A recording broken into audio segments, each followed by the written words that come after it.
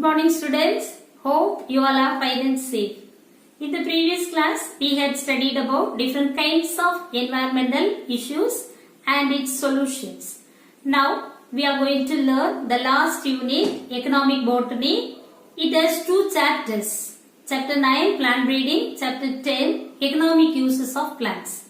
Now we are going to learn plant breeding.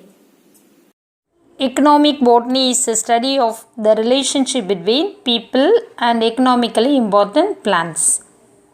It explores the ways by which humans use plants for food, medicine, and other uses.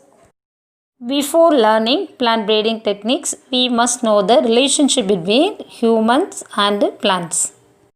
From the very early times, human beings have coexisted with plants which played a vital role in their survival. Through a long process of trial and error, our ancestors have selected hundreds of wild plants from the various parts of the world for their specific use. For example, paddy. Once upon a time, it was a wild variety, now it is domesticated. What do you mean by domestication?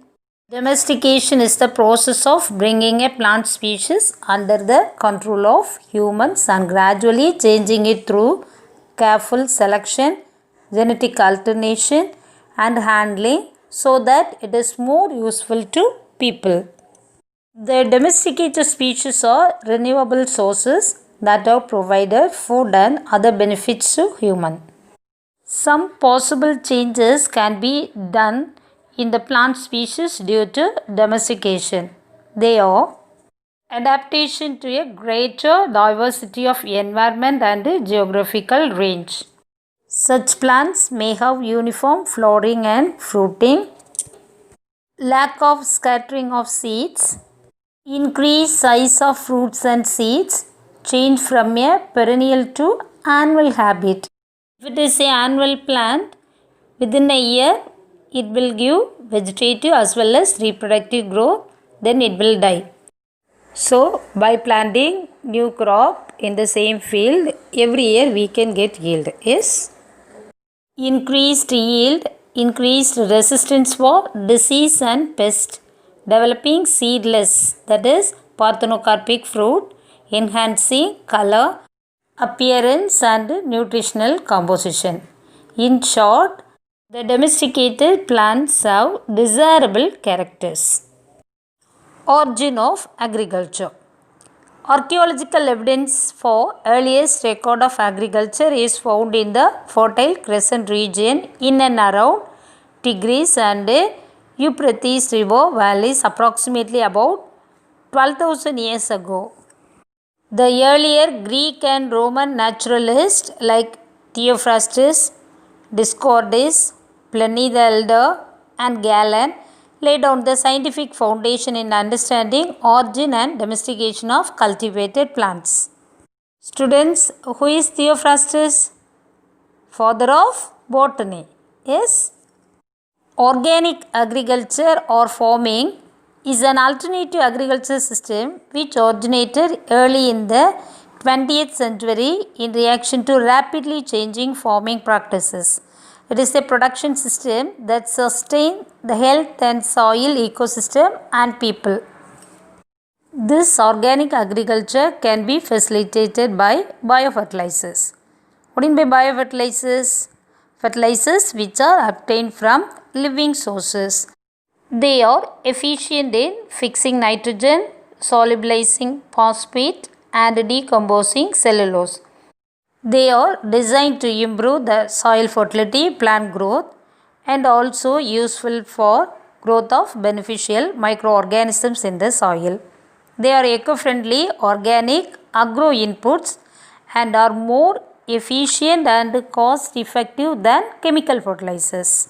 Some examples for biofertilizers, that is Rhizobium, Azolla, Arbuscular mycorrhiza, Nostoc, etc.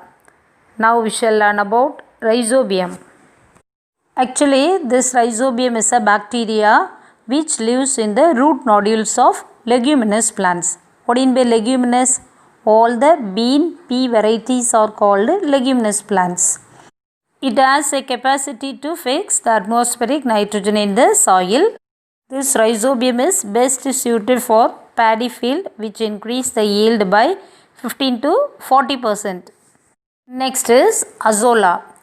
Azolla is a free-floating water fern that fixes the atmospheric nitrogen in association with nitrogen fixing blue-green algae, that is Anabaena azolla. It is used as the best biofertilizer for wetland rice cultivation. It increases the yield up to 40 to 60%. Next is Arbuscular mycorrhizae. From the name itself we can understand myco, that is fungi. Okay, rhizoids, that is root. Fungi lives in the roots of higher plants are called mycorrhizae. This arbuscular mycorrhizae is formed by the symbiotic association between certain Phycomycetes fungi and angiosperm root. They have the ability to dissolve the phosphates found in abundance in the soil. Apart from increasing the availability of phosphorus, arbuscular mycorrhizae provides necessary strength to resist disease, germs and unfavorable weather conditions. Next one is seaweed liquid fertilizer. Seaweed liquid fertilizer contains plant growth hormones such as cytokinin, gibberellins and auxin, apart from macro and micronutrients.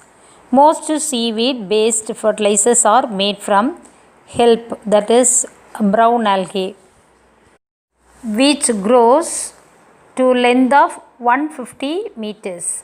Seaweed liquid fertilizer is not only organic but also eco-friendly. This seaweed has more than 70 minerals, vitamins and enzymes. It promotes vigorous growth. Seeds soaked in seaweed extract germinate much rapidly and develop a better root system. Next is biopesticides. Biopesticides are biological agents used for the control of plant pests. They are in high use due to their non-toxic, cheaper and eco-friendly characteristic as compared to chemical or synthetic pesticides. Biopesticides have become an internal component of pest management in terms of the environmental and health issues attributed to the use of chemicals in agriculture. Example, Trichoderma fungi acting as biopesticide. They have been recognized as biocontrol agent for the control of plant disease, ability to enhance root growth development, crop productivity, resistance to abiotic stress and uptake and use of nutrients. Green manuring. Green manuring is defined as the growing of green manure crops and use of these crops directly in the field by ploughing. One of the main objective of the green manuring is to increase the content of nitrogen in the soil. The most important green manure crops are Rotularia gentiana, Tephrosia purpurea, Indigofera tinctoria. So, Rhizobium, Azolla, arbuscular mycorrhizae, seaweed liquid fertilizer, biopesticides and green manuring are involving in organic agriculture, and also it is used to enhance soil fertility. Now let's discuss methods of plant breeding. What is plant breeding? Plant breeding is a science of improvement of crop varieties with higher yield, better quality, resistance to diseases and shorter durations which are suitable to particular environment. Objectives of plant breeding. The aim of plant breeding is to increase yield, vigor and fertility of the crop, to increase tolerance to environmental conditions, salinity, temperature and drought, to prevent the premature falling of buds, fruits, etc., to improve synchronous maturity, that is uniform maturity, to develop resistance to pathogens and pests, to develop photosensitive and thermosensitive varieties. These are the main objectives of plant breeding. Next is steps in plant breeding. The main steps in plant breeding are domestication, creation of genetic variation, plant selection, evaluation and release as a variety, seed multiplication and distribution, and also mutation. Present day crop plants are from wild species reared by careful domestication, cultivation and management. We have several wild varieties existing in nature, just as in the case of salinity tolerant wild rice. Those gene manipulation, the gene for salinity tolerance would be cloned in a rice variety. In such of those areas where shortage of fresh water exists, rice can be cultivated using seawater and can even be grown in extreme saline soil. Similarly, we need many more such wild plants showing increased capacity to extremes of climatic conditions and disease resistance for plant breeding programs in order to safeguard the biodiversity and certain important valuable crops from going into extinction. So, scientists are protecting these crops by establishing gene or germplasm banks by preserving their seeds. Plant introduction, selection, hybridization, heterosis, mutation breeding, polyploid breeding and green revolution are the different methods of conventional breeding. In the next session, we shall discuss all these methods of conventional breeding one by one. Thank you, students.